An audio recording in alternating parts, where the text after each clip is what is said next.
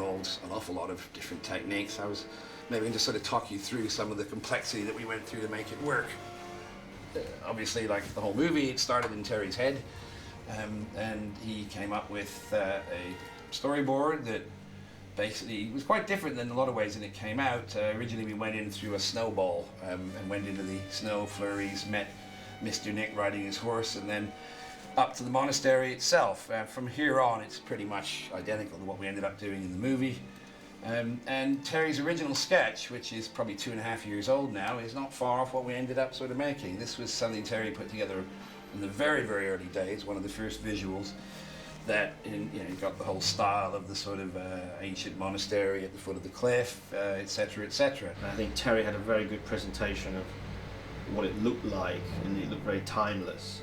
This kind of city on a horizon in this kind of Bruegel-esque landscape. But that's something that I looked at and thought, well, we're not really revealing it here, are we? You know, it's got timelessness, but is it dramatic in a cinematic way?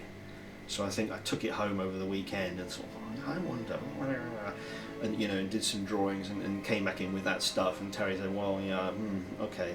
And we also had to make sure that it tied in on the interior with what was going on in the next scene. In the next scene, Parnassus meets the devil, and there's hundreds of monks on flying carpets floating around. And geographically, the exterior of the monastery had to look like that could fit inside. So we'd actually built or set up plans and designs for the stage itself, which sort of shows where Parnassus would sit, and the monastery itself would sort of fill this area around here, because it's quite a bit bigger than the internal part. The guys in Canada had created some fly-throughs of the interior, which gave us an idea of exactly what the interior dimensions would look like. So that door out there would be on the monastery itself, seen from the exterior. Everything else would be inside the big cupola. We had measurements for all of this, and it's obviously pretty important in terms of designing the thing itself. So at that point, our miniature guys, under the direction of Lee, started building the thing. The monastery was quite a large model, but with lots and lots of detail. And as Terry saw it, he decided that he wanted to go in tighter and tighter and tighter. So it was a challenge for us to actually get the detail. It was quite a big scale, over 100 scale, so a person was tiny, tiny. I mean, it was great, and we were really particularly proud of that one. Meanwhile, in another part of town, Vancouver actually, and we were setting up to shoot the Mr. Nick elements, which basically meant building a full-size piece of rock and finding a horse, getting tom weights on it. This had to be made part of the miniature, locked into the corner of it, and made part of the same camera move. So, having sort of got that far, it was important that we try and visualize with Terry what the final shot was going to look like, which would allow us to make sure the model could handle the detail and allow us to work out what sort of CG elements we needed. So one of our guys started assembling effectively fake moves. This is the stuff all sort of put together in CG with the live action dropped in. Then we started playing with camera moves. This was a sort of a very slow, majestic move in. The bird itself was a very simple bird, but it gave us some idea what it was going to do when we eventually sort of matched it in at the end of the day. Another one was to try and come in a bit quicker, a slightly different angle. We had to get this pretty much sorted out as much as possible before the shoot, because motion control cameras are very expensive to rent, and we really only had 2 days to make all this work on the day. And at the same time, we had to work out how the eagle was going to work. First off, we built a skeleton for it to try and make sure the wing movements would make sense. This is sort of how it started life, as this sort of spindly thing flying around.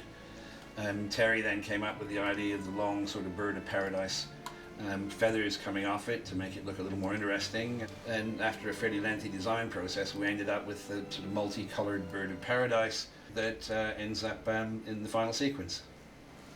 And alongside this, the miniature shoot had started. That involved a computer-controlled camera, making the same move again and again to create layered versions of the image. We did about, 12, 15 layers for every one, but to give you an idea, this particular move would just give us the highlights on the image itself. And this is an interesting one, actually. We started using ultraviolet lights and little dots of ultraviolet reactive paint, which you can see in there, and that was used so that we could track on the computer exactly where those points end up and add hanging flags or smoke or anything we liked at the end of the day. And of course all these layers had to be repeated for our hero Mr. Nick in the corner. This is the foreground part of the miniature that Mr. Nick would stand on, and we had to do the same process for this piece.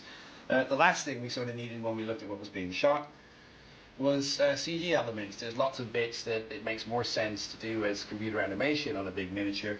Things like our moving walkway hanging, because the walkway swings to a certain extent in the real world, it would have been impossible to make the walkway swing every time the same positions as it did, you know, on each layer. So it made sense to build that as computer animation, stick it on later. Same was true for the fog layers that were used to knock back the elephants at the bottom, and these little flame elements were used to track at various ends of the animation. So in the end, all of that, if you've followed the whole thing, was put together by a comp artist, Peter Van Hout in this case, and we ended up with the final shot that looked like this.